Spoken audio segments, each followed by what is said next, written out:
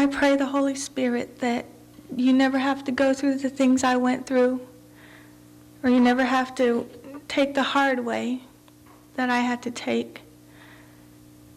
But if you do, know that there's a God who loves you, and He loves you no matter what you do. He loves you no matter what sin you're in.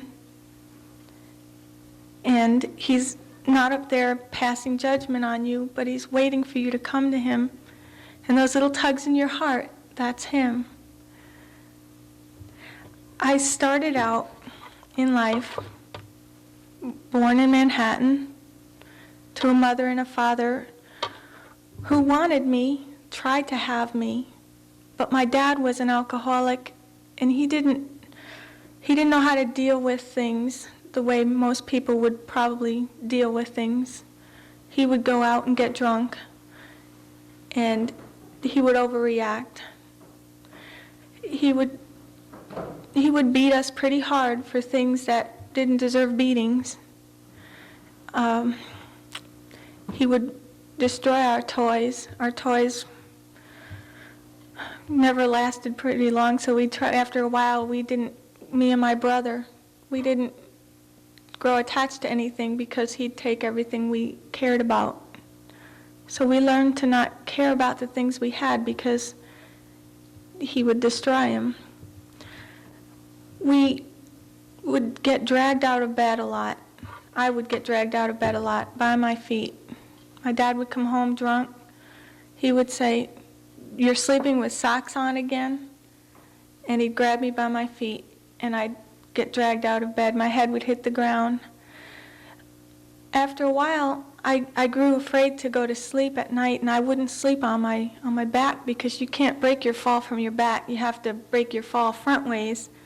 So I still to this day have to sleep on my stomach. I can't sleep on my back. But it's good now because whenever I want to pray, I just lay on my back and I know I won't fall asleep praying. So I had to get a job. I started dancing. I was a go-go dancer in a bar. And I hired this girl to come in and stay with Chrissy all night. That's her name, Chrissy. And I'd go out, I'd leave at 9 o'clock in the morning. I had a bodyguard. His name was Tex. And he looked like he dug ditches with his face. He was mean looking, 6'2", big old cowboy hat. And he'd walk me to work. He'd sit down. He'd make sure nobody bothered me. I'd get off work at 2 or 3 in the morning. And he'd walk me back home. He'd borrow a book or two and he'd leave and he'd be back the next night. That was it. I never said he was my bodyguard, and neither did he, but that's what he used to do. Thank God I had a bodyguard. What a dingy area I worked in. If you ever see it, you would not believe it. I had to drink insane amounts of alcohol just to be able to get up on that stage and be able to dance for these men who would leer at me and jeer at me, and that's what I would do. I danced for these guys for a number of months. I thought I could never stand myself. I'd get home and I wouldn't think. I spent a majority of that time inebriated just to not think about what I was doing. Christopher, Chrissy's father, came home one night. I don't know if any of you have ever been to a dancing bar with go-go girls, but you normally would give the girl $1, folded lengthwise and then folded again. And I used to put them in the leg band of my what would you call it, a outfit or my costume. So by the end of the night, I'd have these big ruffles of money around my legs. And so that's how all my money looked at the end of the night. And one night, Christopher came over, because it was basically my place now. You know, I made $10 an hour off the books and a lot more an hour than that in tips. And he used to come home once in a while to see how much money he could steal from me, and he'd steal all the money he could find, and I wound up having to hide my money in books because Chris would steal all my money. And I got so sick and tired of this that one night I was almost in a blackout, and I had finished the bottle of vodka, because that's what I drank, vodka, and I smashed the bottle. And I said, I know what I'll do. This is how I was thinking. I said, I know what I'll do. I'll make it so I won't be able to dance anymore. And I took the glass and I ripped my leg up with the bottle. And that's the last thing I remember. And I woke up hours later, I guess, in the bathtub, and there was blood everywhere. And went on a crazy roller coaster.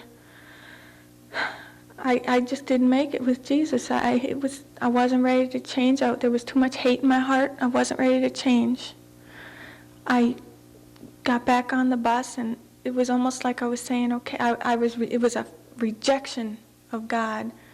And so the devil said, okay, well, I'll fill that hole. I'll fill up that void. Where do you want to begin? Let's go. Liquor store, right there. Drug dealer, over there. Immorality. I was really bad into sleeping around, trying to find the love that I was missing, trying to find it in different men. And the sleazier the men got, the worse I felt. I'd wake up saying, what am I doing with him?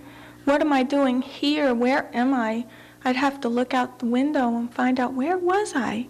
How did I get here? And how soon before I can leave? That's how it was all the time. It was gross. I said, I don't think I can get any further. And just when I'd think that, I'd go a little deeper.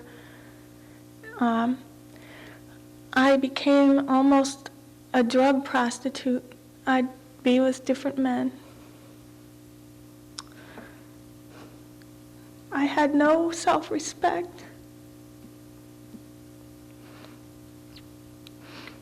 I wouldn't look at myself in the mirror.